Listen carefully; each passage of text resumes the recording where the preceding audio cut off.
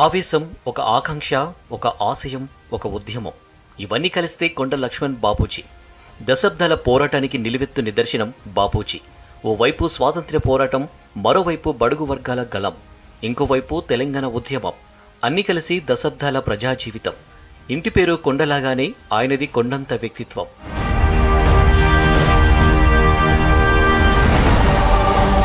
నిజాం పాలనపై నిప్పుల యుద్ధం చేసిన వీరుడు బాపూజీ.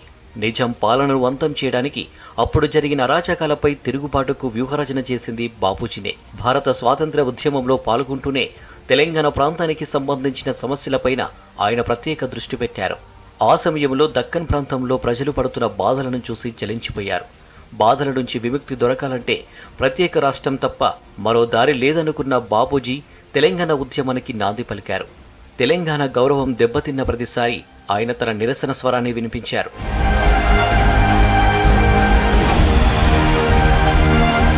నాలుగు రకాల ఉద్యమాల్లో చురుగ్గా పాల్గొన్నారు కొండ లక్ష్మణ్ బాపూజీ. నిజాం వ్యతిరేక పోరాటం, వెనుకబడిన కులాల ఉద్యమం, చేనేత సహకారోద్యమం, ప్రత్యేక తెలంగాణ ఉద్యమంలో పాల్గొన్నారు. బాపూజీ నిఖార్సైన గాంధేయవాది. కాంగ్రెస్ రాజకీయాలతో ఎదిగినప్పటికీ తెలంగాణ ఆకాంక్ష కోసం పార్టీని వదులుకున్నారు. మంత్రి పదవిని కూడా లెక్క చేయలేదు. నైజాం స్టేట్లో తెలంగాణ పద్మశాలి సంఘం స్థాపించి ఉద్యమించారు.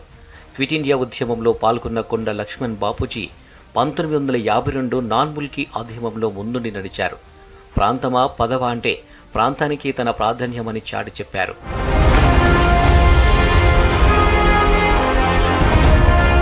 పోరాటంలో ఉన్న, చట్టసభల్లో ఉన్న అనుక్షణం ప్రజల వైపే నిలబడ్డారు బాపూజీ. నమ్ముకున్న బాటను వీడలేదు. తొలిదశ తెలంగాణ ఉద్యమంలోనూ ఆయనది కీలక పాత్ర.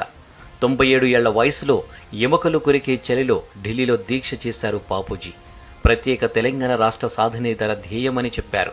చెప్పిన మాటకు కట్టుబడి చివరి నిమిషం వరకు చిత్తశుద్ధితో ఉద్యమించారు. గాంధీజీ మాదిరిగా శాంతి పద్ధతుల్లో పోరాటం చేయటం వల్లే తెలంగాణ బాపూజీ అయ్యారు. అందుకే బాపూజీ 3 తరాల వారికి వారధిలా మారారు.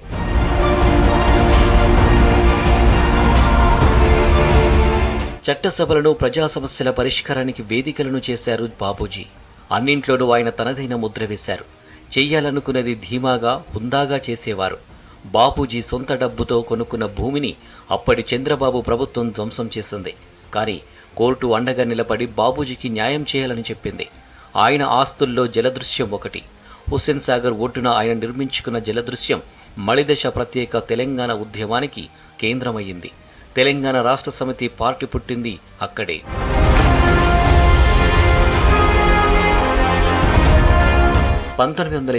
లో ఆసిఫాబాద్ నుంచి గెలిచి చట్టసభలో అడుగుపెట్టారు బాపూజీ. తరువాత 1957లో చిన్నకొండూరు నుంచి విజయం సాధించారు. 1957 నుంచి 1960 వరకు ఉమ్మడి రాష్ట్ర డిప్యూటీ స్పీకర్గా సేవలందించారు. 1967, 1972లో భువనగిరి నుంచి అసెంబ్లీకి ప్రాతినిధ్యం వహించారు.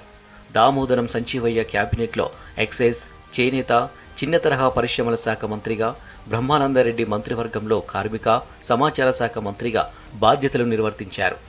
కాసు బ్రహ్మానందరెడ్డి క్యాబినెట్లో మంత్రిగా ఉంటూనే తెలంగాణ ప్రత్యేక రాష్ట్ర ఉద్యమంలో చురుకుగా పాల్గొన్నారు. తెలంగాణ ఆకాంక్షను చాటుతూ మంత్రి పదవికి రాజీనామా చేశారు. ఈ రాజీనామానే తెలంగాణ ఉద్యమాన్ని ఒక చారిత్రక మలుపు తిప్పింది.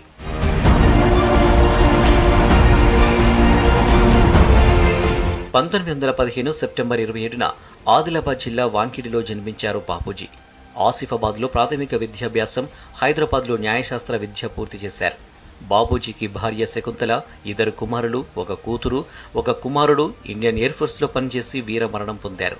ఉద్యమాల ఊపిరిగా తెలంగాణ సాధనే లక్ష్యంగా పనిచేసిన బాపూజీ 2012 సెప్టెంబర్ 21న తన 97వ ఏట ఈ లోకాన్ని వదిలి వెళ్లారు.